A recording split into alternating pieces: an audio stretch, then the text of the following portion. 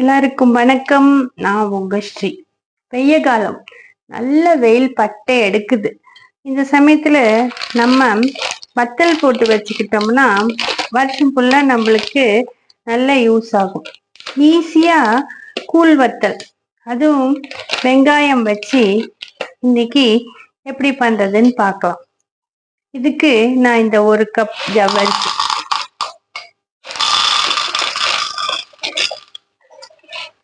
மாவு ஜவ்வரிசி எடுத்தீங்கன்னா தான் நல்லது.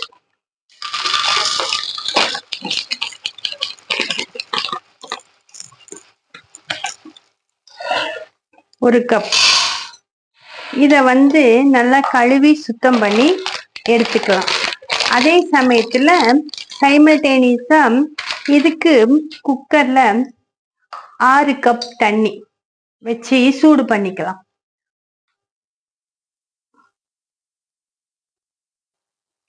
தண்ணி நல்லா கொதிக்க ஆரம்பிச்ச உடனே நம்ம கழுவி வச்சிருக்க ஜவ்வரிசி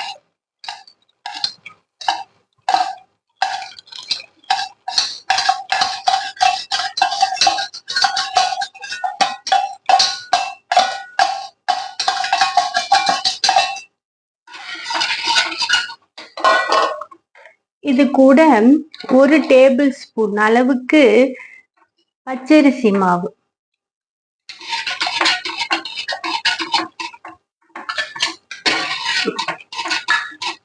எல்லாத்தையும் நல்லா கலந்து விட்டு ஒரு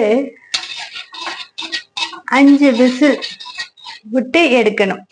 இதுல நம்ம உப்பு எப்பயும் வடகத்துக்கு போடும்போது கம்மியான அளவு தான் உப்பு போடணும். ஏன்னா அது வெயில்ல காய காய உப்பு அதிகமா காட்டும். இதுல உங்களுக்கு தேவையான சீரகம்,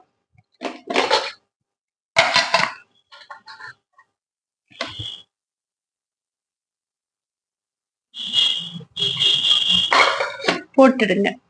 போட்டு குக்கர் மூடி வச்சு 5 விசில் விடலாம். இப்போ இந்த வடகத்துக்கு ஆனியன்,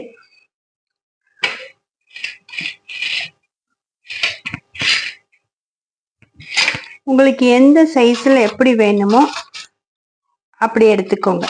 நான் இப்படி இன்னைக்கு நீல நீளமா தான் போட போறேன். நீங்க பொடி பொடியா கட் பண்ணி சேர்க்கறதுனாலும் சேர்த்துக்கோங்க. அதே போல சின்ன வெங்காயம் போட்டீங்கன்னாலும் நல்ல டேஸ்டா இருக்கும். இது கூட கொஞ்சம் கருவேப்பிலையும் சேர்த்துக்கிட்டீங்கன்னா இந்த வத்தல் நல்ல டேஸ்டா இருக்கும். இதே ஆனியனுக்கு பதிலா நீங்க பூண்டு கட் பண்ணி சேர்த்துக்கிட்டீங்கனாலும் அது ஒரு டேஸ்ட். பூண்டு வடகம், இது வெங்காய வடகம் கிடைக்கும். இந்த மாதிரி நான் வெங்காயம் சீவி வச்சிருக்கேன்.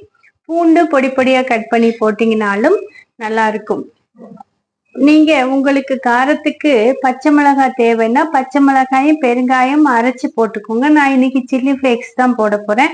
அதனால அதுலயே நான் கொஞ்சம் பெருங்காயம் சேர்த்துக்கிறேன். குக்கர் சத்தம் வர ஆரம்பிச்சிருச்சு. அதுக்குள்ளேயும் நம்ம ஷீட்டை போட்டு வச்சுட்டு வரலாம்.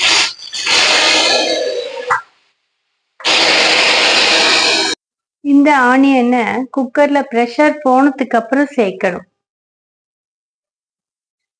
இந்த மாதிரி ஒரு பிளாஸ்டிக் ஷீட் பில்லோ கவர் பண்ணி இதுதான் நான் கிளீன் பண்ணி இப்ப போடுறதுக்காக எடுத்து வச்சிருக்கேன்.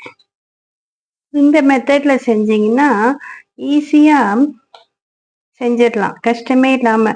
நான் என்ன பண்ணுவேன், நைட்டு போட்டு ஃபேன் காத்துல கொஞ்சம் பாதி அளவுக்கு காஞ்சோடனே அடுத்த நாள் வெயில்ல காய வச்சு எடுத்துடுவேன் சீக்கிரம். இதுவும் இந்த மாதிரி பாலித்தீன் கவர்ல போடும்போது சீக்கிரம் எடுக்க வந்துடும்.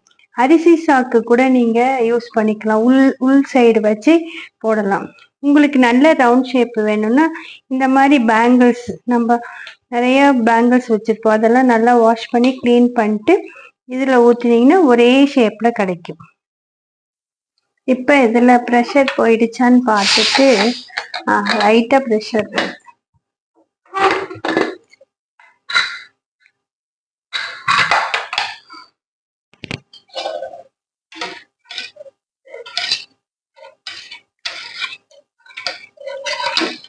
இந்த சமயத்தில் நான் சில்லி ஃப்ளேக்ஸ் தான் போடுறேன்.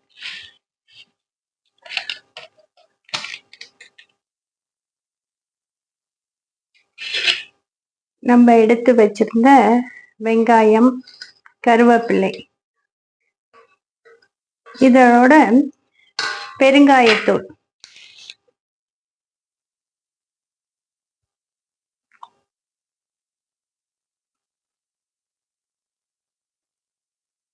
போட்டு நல்லா மிக்ஸ் பண்ணி மூடி வச்சிடணும். ரொம்ப சூடா இருக்கப்பையும் போடக்கூடாது, ரொம்ப ஆறி போனதுக்கு அப்பையும் போடக்கூடாது. இந்த வடகத்திலே இந்த வெங்காய வடகம் போட்டிருக்கும் போதையே நம்ம உருளைக்கிழங்கு போடலாம்,